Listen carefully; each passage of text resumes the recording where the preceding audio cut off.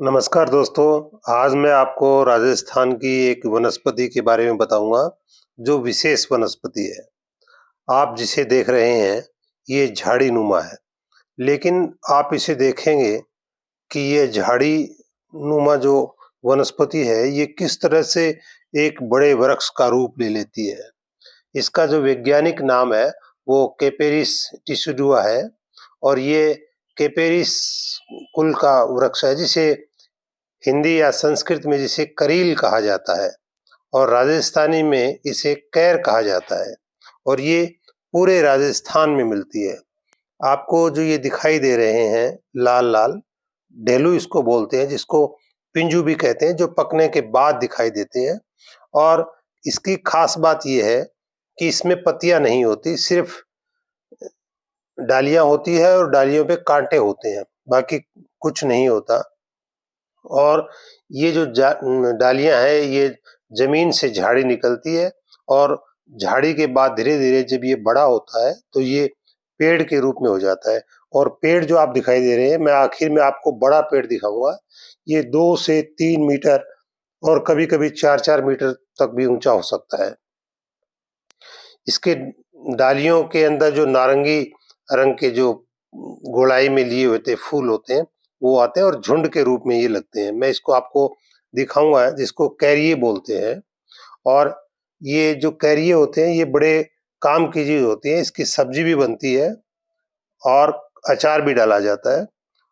और जो शुगर के रोगी होते हैं, उन मधुमेह के रोगियों के लिए बहुत महत्वपूर्ण ये चीज होती है। और जो 5 तरह की पंचमेली जिसको सब्जी बोलते हैं राजस्थान में, उस पंचमेली सब्जी में भी ये बनाने के काम आती है। राजस्थान के बहुत से गांवों में ये जो झाड़ी है, जो पेड़ बन जाता है, आप ये देख रहे हैं, ये पेड़ बन गया है और इसकी पेड़ की लकड़ी भी बड़ी काम की होती है। जैसलमेर का जो दुर्ग है, सोनार का किला है, उसमें इसकी लकड़ी लगी है। इसके फट्टे भी निकाले जाते हैं, इसकी टहनियाँ भी होती है। खास बात ये है कि इसके दीमक नहीं लगती, क्योंकि ये खारी होती है और खारी होने के कारण ही मधुमेह के रोगियों के लिए इसका अचार और इसकी सब्जी बहुत महत्वपूर्ण होती है। ये जो आप देख रहे हैं, ये कैरी है। कच्चे कैरियों का अचार होता है। इसको पहले बहुत खारा होता है, लेकिन इन कच्चे कैरियों को पहले 1 सप्ताह तक कम से कम लस्सी में भिगोया जाता है, खट्टी लस्सी में।